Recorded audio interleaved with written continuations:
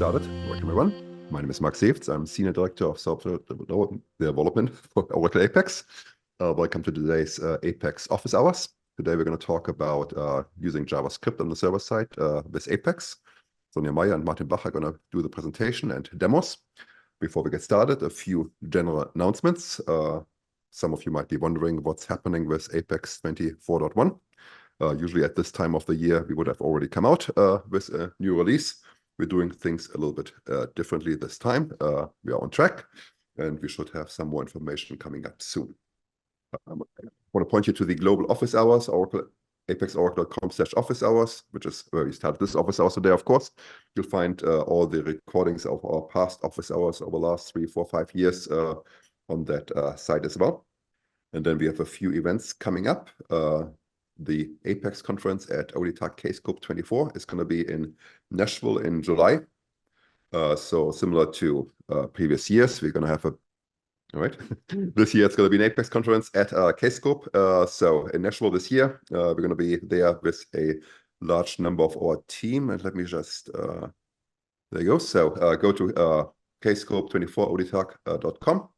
and then click on Apex, and you can read about our Apex track there, our Apex sessions, register for the conference, and read up on all the presenters and team members we're going to have at this year's Apex conference. All right, back to my slides. There you go. The next up, Learning Pass. We have a new learning pass for what's new in Apex 23.2. 23.2 came out in November of last year. When you go to apexoracle.com/learn23.2, you can go to our new learning path on the new features in 23.2. And then a few more events in, well, I guess today, Contact in Romania. And then coming up next week, Make IT in Slovenia. And then in June in Las Vegas, Ascent 24. And then, as you talked about, Apex, the North American Apex conference at Kscope in Nashville in July. All right, with that, I would like to introduce Martin Bach and Sonja Meyer for their presentation on JavaScript for server-side development in Apex.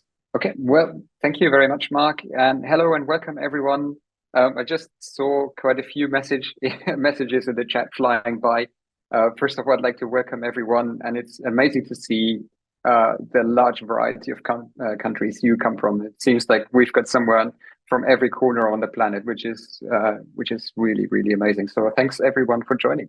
So we're going to talk to you today about JavaScript for server-side development in Apex, as the title would suggest.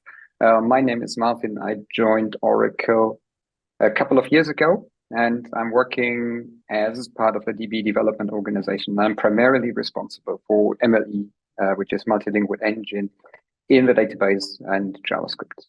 And I'm with Sonja. Hello, my name is Sonja. I'm from the data development specialist team. We focus on all the data tools you have for like Apex, SQL Server, SQL Developer, and others as well. But let's get started.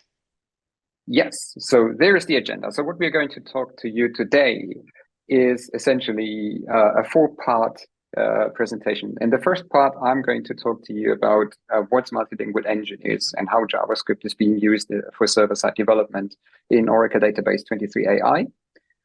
But because that's pretty boring, I prefer to see how things work. I've asked the help of Sonja, who is a very, very experienced Apex developer, and she is going to demo the application that I'll talk to you about in a bit.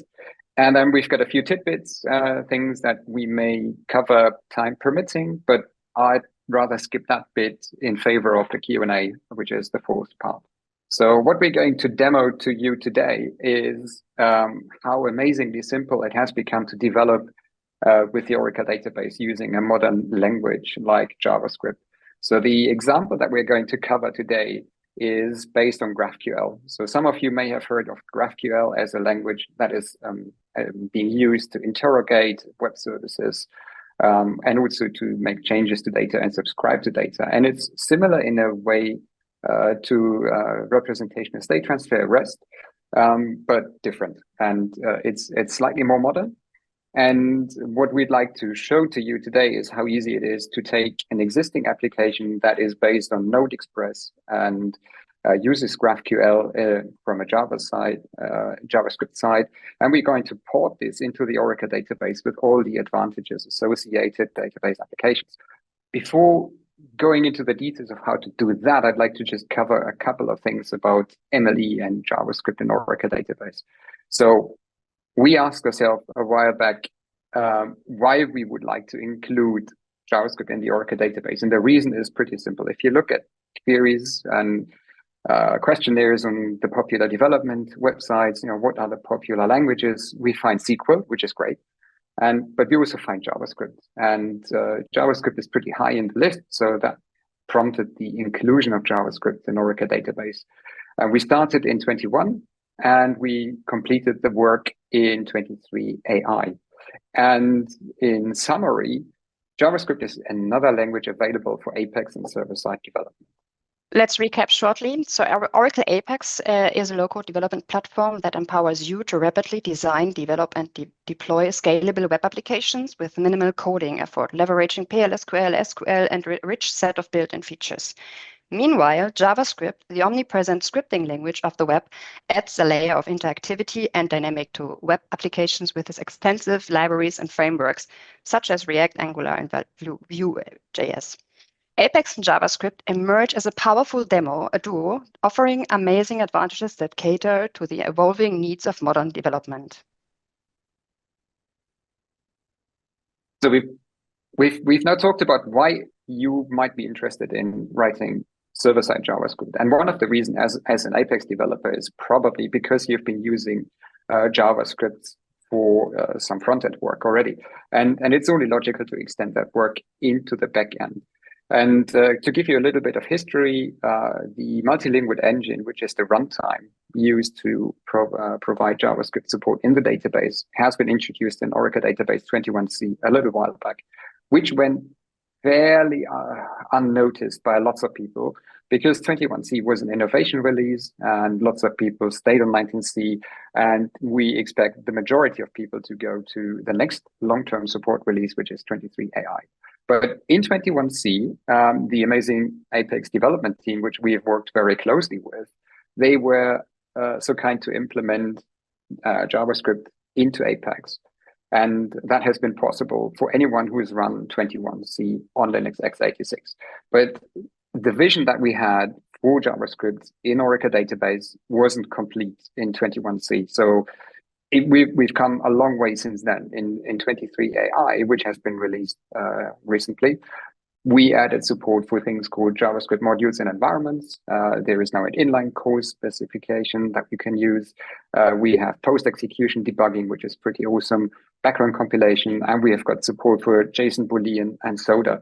And I should add vector support as well.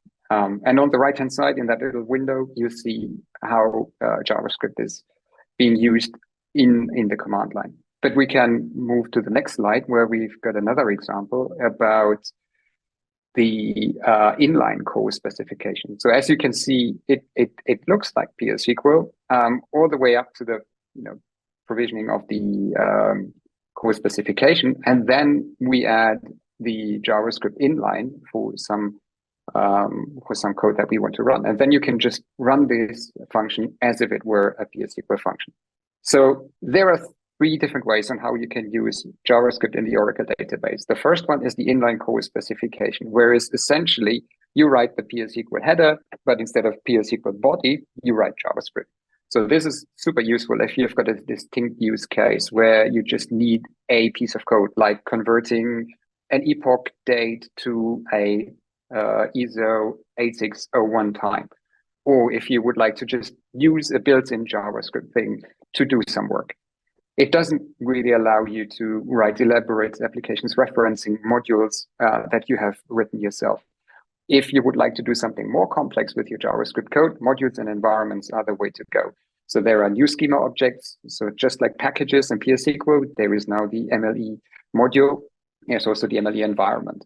And we envisage that you use those to build complex applications, or you make use of third-party code that is hosted on NPM, for example, So if you want to implement SmartDB, the SmartDB paradigm, use community code, modules and environments are the way to go. And finally, we've got dynamic execution, which is what we'll do today for the most part, where you use Apex processes, validations, and computations instead of PSQL or SQL, you just use JavaScript. And so with that being said, I'd like to just answer one question I get very frequently from everyone I talk to is, so now that JavaScript is out there, do we have to get rid of all our PSQL and Java code in the database? And of course not. that would be silly for, just wouldn't make any sense. So the idea is by adding JavaScript to the portfolio, we build a backend. We invite more developers to write their code that they previously wrote on the client side, put it into the database where it's much better kept and audited and secured and backed up and all the other benefits and unaudited. So keep your investment into what you have in PSQL and Java. And if JavaScript works for you, please give it a try. But we don't expect you to replace your existing code base. And another important aspect of using MLE and JavaScript in Apex is how does it work? So initially, you create a new workspace, and you can create this workspace either with the wizard, where you don't have to worry about granting privileges in step one. Apex does that for you. But if you create a schema beforehand, there are some specific grants that you need to give to that schema owner that holds your workspace. Then you write JavaScript code, you set your MLE environment, use the code, and we'll show you all of these things during the demo. And before we get started, just a couple of screens just to give you the look and feel of where you use JavaScript in Apex. So the first one is the SQL workshop. And in here, you will now see that picture zoom in, hopefully. There we go. You can see the SQL workshop. There is a language tab. If you're running on 23 AI on Linux x86, you will be presented with a JavaScript language. You just type in JavaScript, you run it as if it were PL/SQL. And the other option that you have, and I'm just showing you an example for a validation, is where we're using a third-party module called validator, which validates a string in a text field in a form, in a page item. And you can see there is the option to have a function body returning a Boolean. And instead of using PSQL in this, we're using JavaScript in this example. So just plain JavaScript. And it's the same kind of validation in your Apex application that you can potentially also use on the client in your browser, for example. Okay, but I think this is enough of the introduction. We're now almost ready to dive into the demo, Sonia. Yes, but first we have a little question for us. So why the synergy between Oracle Apex and JavaScript? The synergy between Apex and JavaScript lies in the complementary strength. So Apex provides a great platform for rapid application development, while JavaScript enhances users' experiences and interactivity. For example, by incorporating JavaScript into Apex applications, you can create dynamic user interfaces that respond in real time to user actions. While Apex provides a robust framework for rapid application development, JavaScript offers limitless customization possibilities. So JavaScript serves a bridge between Apex applications and an amazing ecosystems of third-party API services and libraries. But Martin, you want to show me something first. Exactly. We were thinking we should now really start into the demo because we've been talking about what this new feature can do for you. But there is one thing I absolutely wanted to make sure everyone has seen. And this has to do with the way Oracle database previously required you to interact with TLS protected web services. So whenever you wanted to use UTL HTTP, for example, to fetch data from a web service, and that was TLS protected, you'd have to have that certificate, or that web services certificate, in a thing called a wallet, which allows you then to securely communicate with that endpoint. Now, 23AI does away with that requirement. And for the JavaScript example that we are going to show you, we are going to trust that operating system wallet rather than the database wallet in order to establish communication with a TLS protected web resource, which will come in very, very handy because it simplifies our lives a lot. And you will see in a minute why. But just wanted to absolutely make sure that everyone has seen this. And it's not JavaScript specific. If you use UTL HTTP, as you can see from the package, this applies to PSQL as well. A small hint here on this side, please visit Martin's blog because he described this very, very good in one of his articles. So blog post. Well, thank you. Okay, next thing is let's do the demo. We have done all the prerequisites. We have an Apex environment. We will go to the SQL workshop, do some stuff there, talk about languages, and we will create kind of a bookshop. And yeah, let's open up the browser. For our demo, we have already created some scripts, but yeah, let's start. So welcome to the wonderful demo of JavaScript MLE multi-language engine MLE in Apex. In this demo, we learn how to build an extraordinary end-to-end bookstore application. So when you have defined, as I mentioned, everything right with the wallet Martin presented, we can now jump into the Apex environment and start working on this. So before we're getting into the technical details, it's important to mention that this environment we work with is the Apex 23.2 with newest patch set 6, which operates on top of the Oracle database 23 AI free developer release. So let's go open up a SQL workshop and the SQL script. We are using some scripts in this demo. I can write them now every step by step, but I think due to the time, we already prepared them in our SQL scripts. I love this functionality to write the scripts in Apex. And yeah, let's go with the first script. I will copy the script and run this in my SQL commands. And currently it looks a little bit weird because it doesn't really see that it is an SQL language we're providing here. So as Martin already shows, we have this language part here, and we changed this to JavaScript MLE, and ta-da, we have now our JavaScript language in Apex. And let's run this script. And we see he finds something about the Mandalorian because I have put some get book search for the Mandalorian here. So this JavaScript snippet utilizes asynchronous functions to fetch book informations from the Google Books API based on a given search term. It defines a function getBooksSearchTerm, which executes some sessions, setup code, makes an HTTP GET request to the API, returns the parsed JSON result. The code then calls this function with the search term Mandalorian, logs the total number of items found, and logs information about the first item in the search result. So we can always change this Mandalorian as well to, for example, Oracle. Show me the Oracle books. And then you see there is one famous book from Andrea Held coming in first time. Okay. Let's jump into the second part. Martin, do you want to add something to the script, please?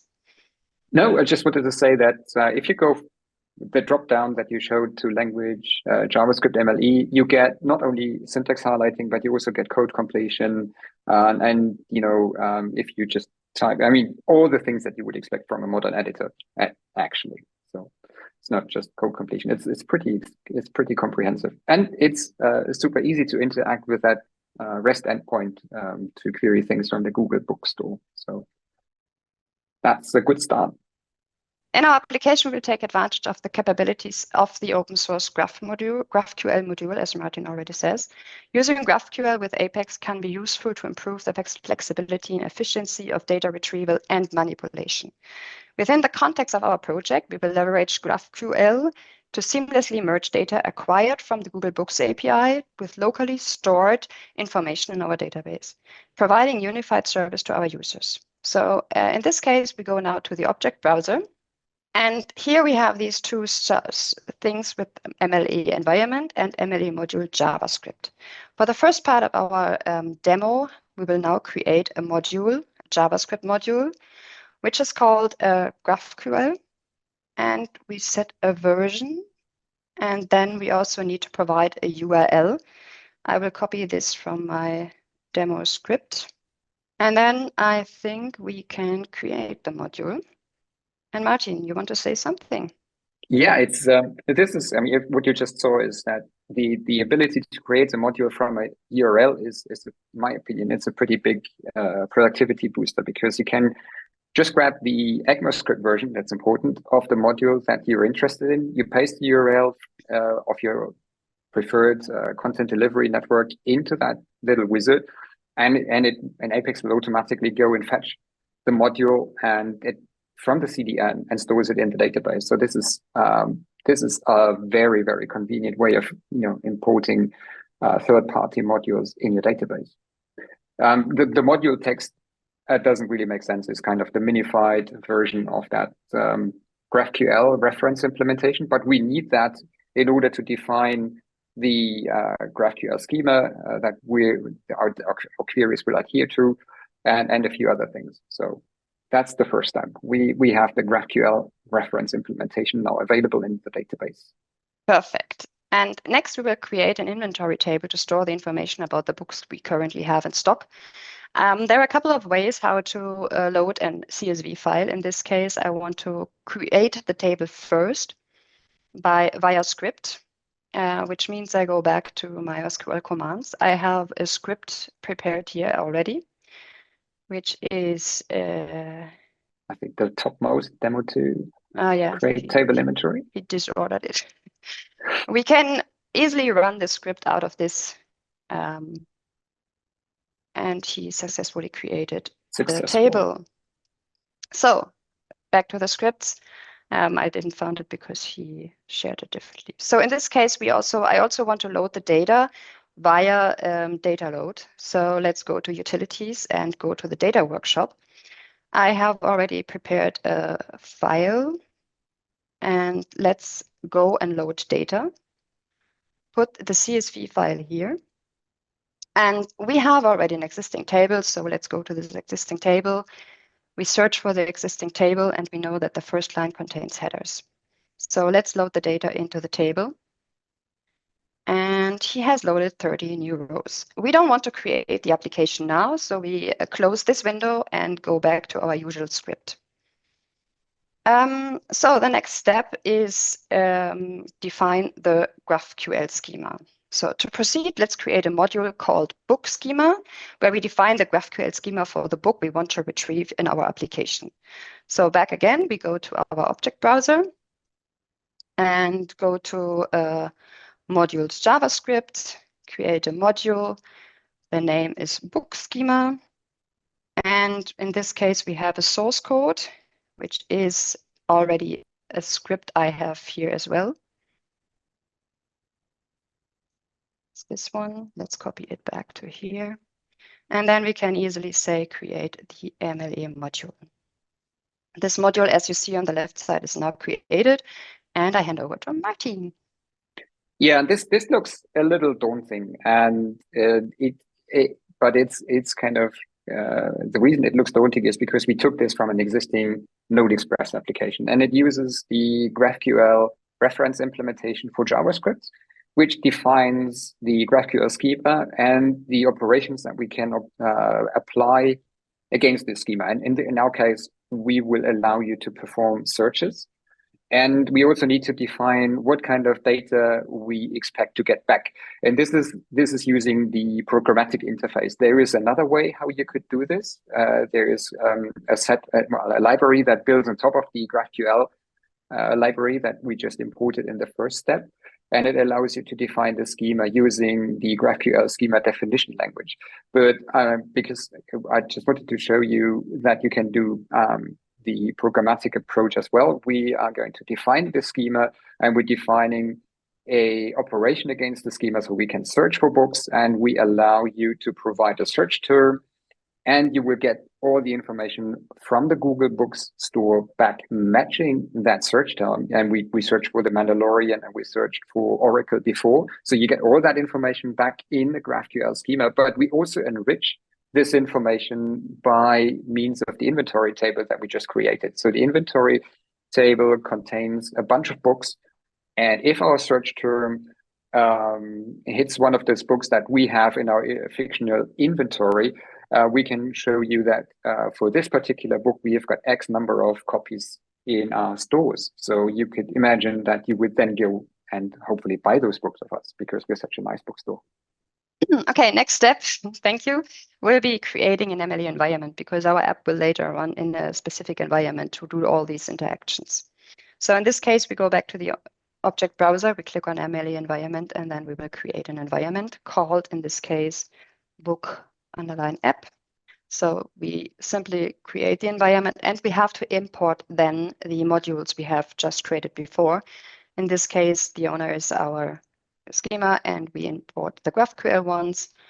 Then we want to import the other ones we have built as well, which is the book schema, and this environment is now ready to go, hopefully. And we can also verify what we have done until now and check if it's working or not. So I have prepared a different script. Let's go for the verify the functionality and copy the script. We go back to the SQL commands. And you notice that this here. Sorry to jump in. You notice the language drop-down is already JavaScript MLE, so that's yes, the right thing. It looks very good. And let me run this now and have a look what happens. Because this is something a lot of people might get into this. I did it, for example, as well. Me too. Because we have built an environment and we want to run in this environment, we want to use this environment. So we have this little tiny box here, which is called environment. And yeah, we only choose our just created book app environment. And he cannot load the module because the module is connected to the environment. So let's run this and hopefully, yes. In this case, we query again about Oracle. And Martin, your part. Yeah, so the reason that we got this error that Apex doesn't know about GraphQL is in line 3. So if you look at line 3, we are importing the GraphQL object. That's an object, I believe, from the GraphQL module. And this is typically what you would do in Node. So you use npm to install a given module from npm, and then you say import function from something. If you're in Node's REPL servers, you understand that you can't use the import statement. You need to use dynamic imports, and that's exactly what we do here as well. So we're importing the GraphQL object from GraphQL, but if we stay in the default environment, Apex doesn't know what GraphQL points to. And this is exactly the point of the MLE environment. We can now use the import name GraphQL, and by means of the book app environment, we know that in order to resolve GraphQL, we need to look into the GraphQL module. And that's exactly what has happened. And the rest is a proper GraphQL query.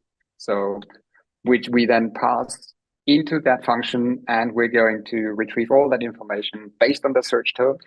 And I think we're searching for Oracle in this case again, because this is lots of Oracle books, and then I can see in the output. So yeah, in other words, what we just did, it works, which is nice. Cool. So let's go back to the demo. Next step. So we want to have a RESTful web service to expose these books.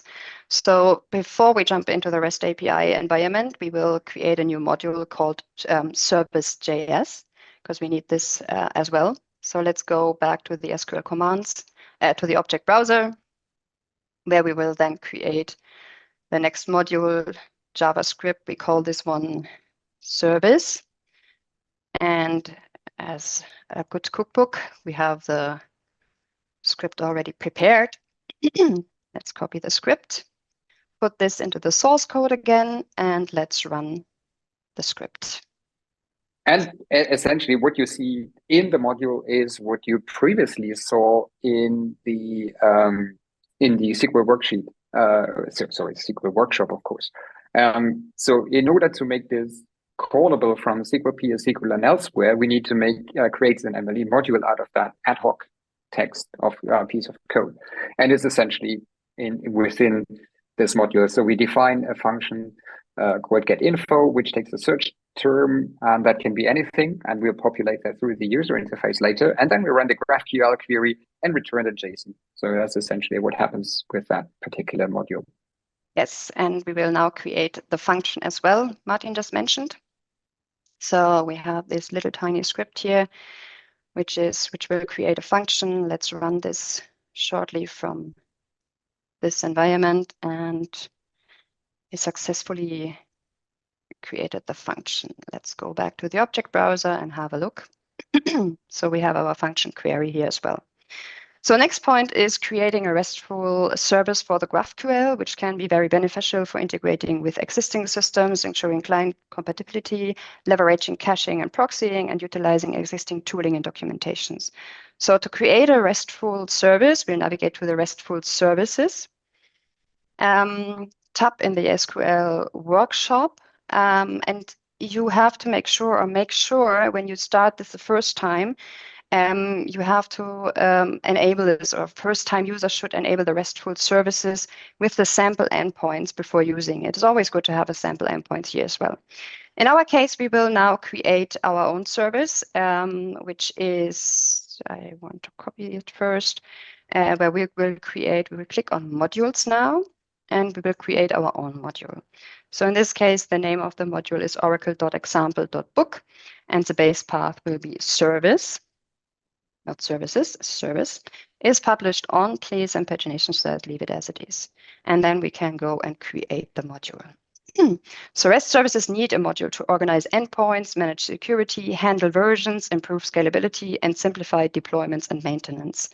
So next, what we have to do is to create a template. So in this case, we go down here, create a template. The URI is then book/double search term. Everything's written correctly. I think so. Yes. And priority 0, we go with the same HTTP entity tag type and create the template. So a module needs a template to ensure consistency and simplify the configuration of its endpoints. Next part we have to do is to create a handler. In this case, we create a method get, a collection query, and format JSON, and we also need to give him a source. The source needs to be select. Perfect. Query. You have to explain why you say perfect. Yeah, we did this talk at Apex Connect, and Sonia was right in the flow, explaining everything, and then because she was looking at the source, she typed in source query and then the query string. And yeah, that isn't quite what we would have required. I mean, at least I confused everything, you know, everybody. Everybody was asking like, fun. wow, she knows something we don't know. Yeah, it looked really good. It looks good. Select query search term. And yeah, let's create the handler. So a module needs a handler to process requests and generates responses. So I should perhaps add that query is the function that we just created, and the query function invokes the JavaScript code in which does the GraphQL search. And if you're looking at this very closely, you also see that there is no need for from dual, which we would have required in previous releases. But one of the cool things, at least in my opinion, we get with 23 AI is that we no longer have to type from dual. We can still do it, but trust me, you will get used to not typing from dual pretty quickly. I was just searching for some flashy lights for announcing this as well, because I really love this. I really love this. Pretty cool. Okay, let's test if this UI is working. So we copy this to the clipboard. We put this here, and instead of the search term, we go now with maybe Mandalorian. Yeah, let's use the Mandalorian. I don't know how many people. Oh, there it is. That's the way, you know. So yeah. Until now, I think everything looks good. Our demo is working, and yeah. Next step. What will we do? We will design or create a nice Apex application. So in this case, we go back to the app builder. We create a new application. I will call this book app. And let's go with a wizard. And I have a nice little icon. And we save the icon. At least we can also choose other books, but I love this. I love to go with Vitar Dark. And usually for the features, you can enable all. So my priority features are always the progressive web app, the push notifications, about page, and feedback. I love feedback. So let's go and create the application. Before we will now proceed and jump into the page designer and build our page with whatever we want to have in that. We have to tell the environment, so the application environment, that it is working with the MLE environment book app we have created. So for this, we go into shared components, security attributes, and then we have the database session where we can tell him which environment he should use to work with, or he can use, should not use. Then we go with apply changes, and this application knows now to go with this environment. So by setting the app's MLE environment, we ensure any JavaScript code executed by the application will use this environment to resolve the imports. And now let's go to the page designer. We go to page 1. And I think we create now a cards region. So let's go with the cards region. We put this into the body. We give this a name, which is called books. Identification is cards. We stay in the local database, but in this case, we don't go with table and view. And maybe, Martin, there is something you want to mention as well? Oh, yes. It's not the area I specialize in, but lots of you have probably heard that we've introduced a property graphs in 23 AI in a much simplified way. So you can leverage graphs in the database now as well, further enhancing the story of the converged database. Thank you. This was not planned, by the way. Okay, thank you very much. So we will It's always good to be put on the spot. Yeah. Yeah, I mean, it's an amazing new feature. So we should. It was a chance that we can mention it, you know. Yes. So we should. yes. So I have prepared a code we want to use for the application to search for the books and have the select with the images and whatever. And yeah. It's validated, and for this one, I think it's fine.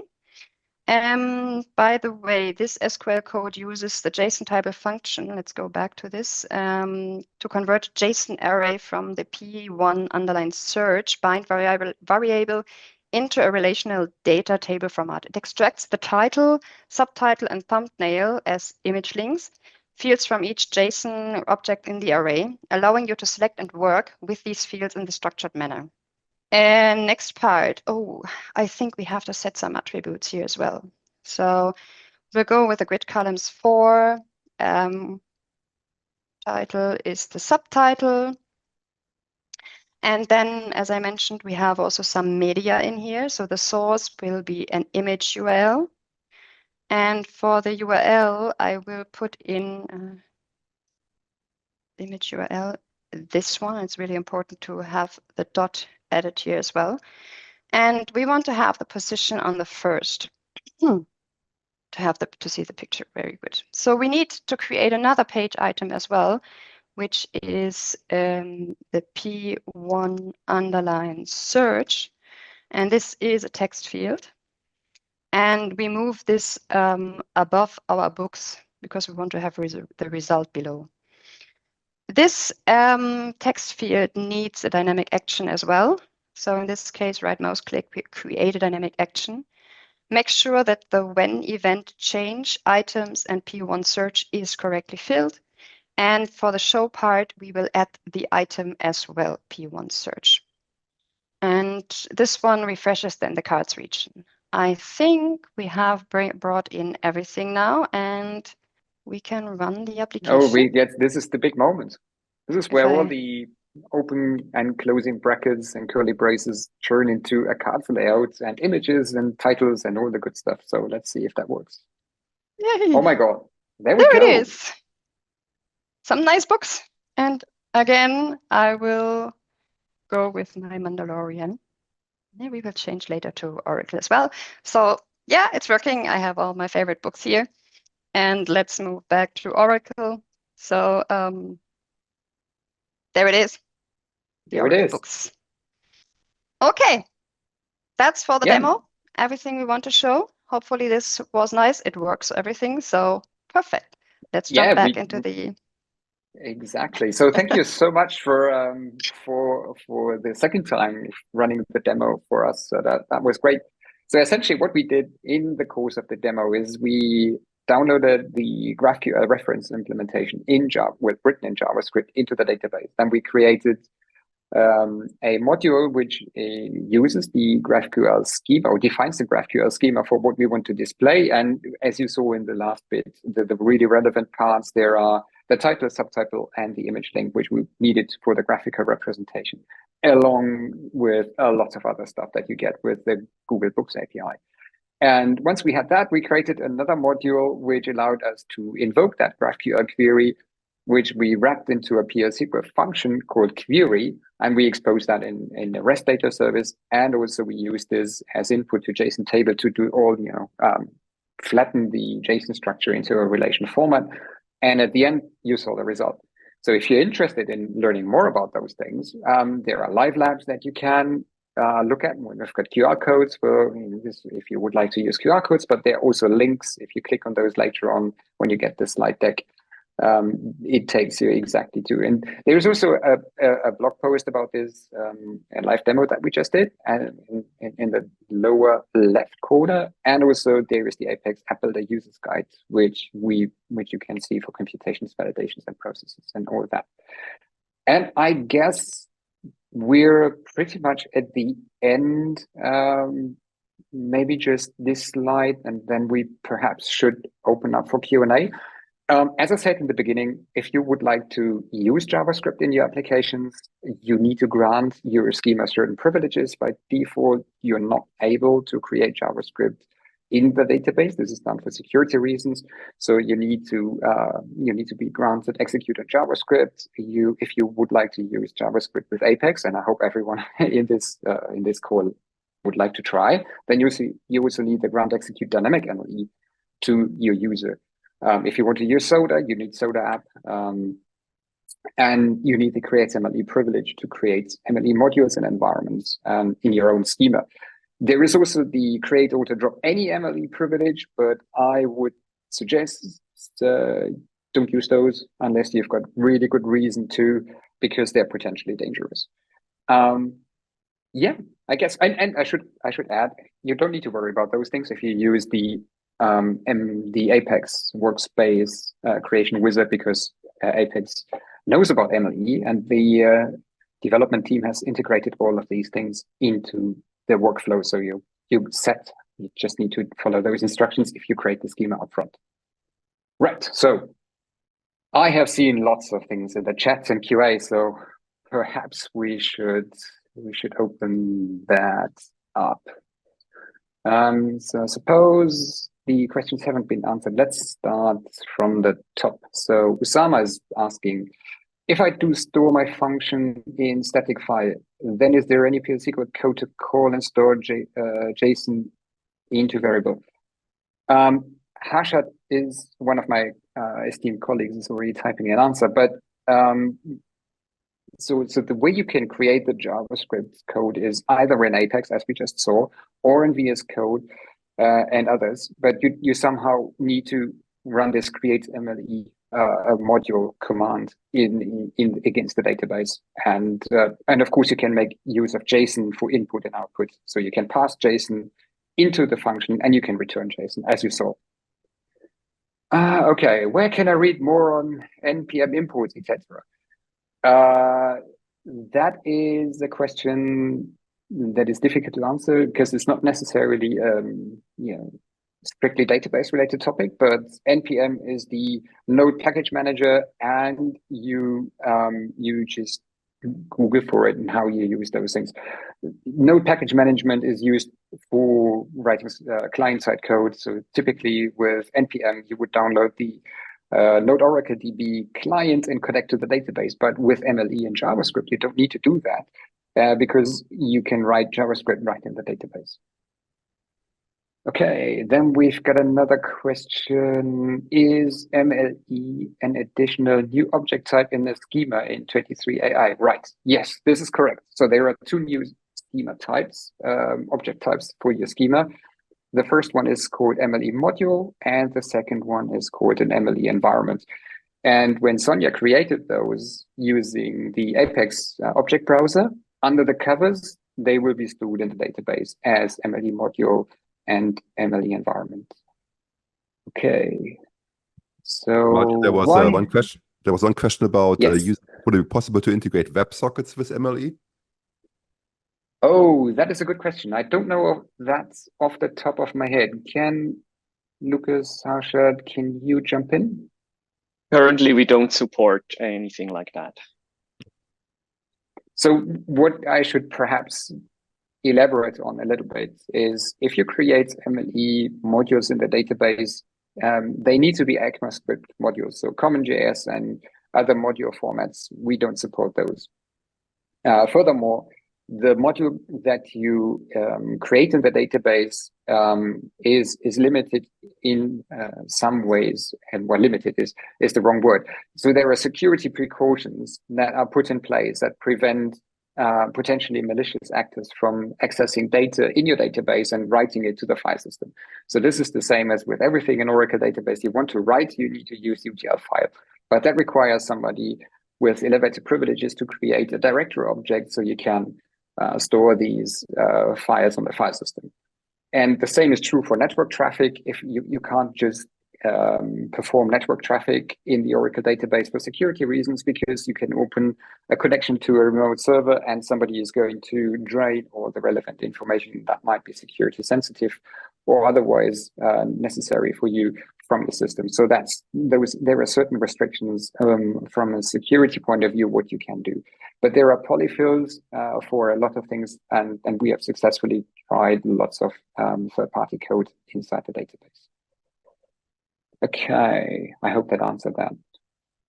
Looks like there are a few questions around like Graph, like what's the difference between or using Graph instead of just SQL, or what's the comparison between using MLE and GraphQL to just using pure SQL? Maybe elaborate a little bit more on what Graph actually buys here. So GraphQL is another way of interacting with web services. So there are and the good thing about GraphQL is its type safety, because you need to define which information you make available, and you define not only the structure of the document, you also define the data types that go with it, which is different compared to say REST. Why use GraphQL? For instance, you may have existing applications using GraphQL. You would like to migrate them into the database. But also another advantage of GraphQL is that you can combine multiple data sources in your result document. And we have shown this in the demo where we query the database with and we create an inventory table based on the results that we get back from a web service.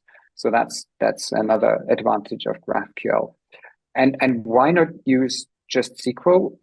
Because this is not possible. You need to somehow access that GraphQL endpoint, retrieve the JSON and parse it in order to work with that. That's plain SQL can't do this at the moment, or can't do this easily. What else do we have in terms of questions? There was another question that Mark, you mentioned. Any pointers on when or why JavaScript MLE is better? So the first thing I would like to point out is that we at Oracle, we don't see the various languages in competition. It is very important that to state that every language is important in its own right. There are certain things which work easy with one that may make it easier for you to work with a certain feature. So I'm a great fan of the Fetch API, which is easy to use, but you can do the same thing in pure SQL if you know how to use UTL HTTP. So I guess what I would like to say is use the right tool for the job. If you're very familiar with PL SQL, there is no harm in continuing to using PL SQL. But if you find that JavaScript offers you an easier way of doing things, then I can only recommend you giving that a go and trying out. At least for the Apex environment, I mean, this is a great openness for, bringing more and more cool stuff together. So yes, having JavaScript MLE there is amazing. Yeah, I personally like it a lot because it now allows me to perform things that previously you could only do in the browser. So for instance, input validation is now super easy. Something you would have done in the browser. Previously with JavaScript code, you can use the same in the database. And because I believe that the database should be the single source of truth, and also it should be as correct as humanly possible, any data validation that I can perform easily in the exact same way as I do on the client in the database is good for me. Are there any performance implications using JavaScript versus pure SQL? There is, I think Lucas is going to answer this question live. At least it tells me here. Lucas, do you want to take this or should I? I clicked the wrong button. Please go ahead. You clicked. Okay. No worries. So we are constantly working on improving the performance in JavaScript, and there is no general rule one versus the other. I guess it makes sense from a performance point of view if you're concerned to supplement your existing application with JavaScript code and then run it and see how it compares. If it really depends on the workload. There are certain things that are faster in JavaScript. There are certain things that are faster than PS SQL. But because I don't really know what your workload is, it's difficult to say which one is faster. We aim, of course, at the best possible performance within the MLE JavaScript engine. There was a question about documentation, like is like the use of JavaScript in Apex documented? And yes, so this is something that should become available very soon. We have worked jointly. By we I mean the MLE team has worked jointly with the Apex team on documenting how to use JavaScript with the Apex page designer. So what you can have already is if you can see the help. So you click on, say, a process or a validation or a computation, and you click on the help text in the page designer, and it gives you instructions on how to use this. What's going to come soon, hopefully, is additional information in the page designer documentation as well. But in the meantime, if you go to the Oracle developers blog, you will find lots of blogs that I have written on how to use JavaScript with computations, processes, validations, and others. So there is a lot of documentation out there if you like. Excellent. And there is another question about making available make this app available to the Oracle Apex library to experiment with it. So we have this in our Oracle Live Lab where you can work with it, test it, try it, repeat whatever you want with a sandbox or whatever. So it's very easy to go with the Live Labs. We have, I think we will publish this on GitHub as well. So there are many ways to check this. It's actually this demo that we just ran exists as a blog post, and you had this in the links previously. And there is also in this blog post, there is a link to the GitHub project where you can find all the code. So it's already there. And and it would be great, Mark, maybe I'll reach out to you to see if we can make this a sample application. Yeah, for sure. That's great. Yeah, so it's easier to integrate into a running Apex environment. Back to the page, Martin. Here are the links provided lower left by us. Yeah. And if I want to get started with it, try it out, can I just go to like Autonomous, spin up a 23 AI database and run Apex there? Yes. Do we need to configure anything? No, this is the beauty of it, and the beauty of Apex, I should say, and we're just building on top of that. So you create a 23 autonomous database, and you can currently do this in lots of regions, and you just go to the Apex site, and you can start developing away. It's all there. It used to be slightly trickier, but since we released 23 AI on always free autonomous, it couldn't be easier. Awesome. Even I could get it to work. In that case. Cool. Cool. Any more I questions? do see quite a few other questions. I think what we'll do is we'll grab the list of remaining open questions, and I'm going to answer them maybe in a blog post or on social media on Twitter, because there are far too many to answer in the remaining time. And I'd like to also give you, Mark, an opportunity to close the session because we are 2 minutes to the top of the hour. All right, well, yeah, thank you very much. Thought that was a very useful, insightful presentation. Thank you both. Very well done. And the recording will be available, so you can all go back to Apex office hours and watch the recording again later, and also find all these links. Maybe before we fully close, maybe we can put some of those links here in chat for anyone who wants to click on them directly. But yeah, we'll make everything available on apexoracle.com/office hours, so you can watch all of this again at a later date.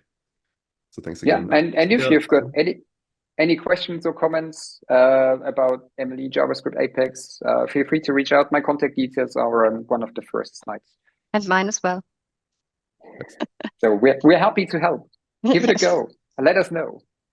All right, and the whole Q&A will also be posted along with the recording, so you can also go to apexoracle.com office hours for that. All right, thank you all, and thank you. See you next time. Have a good day.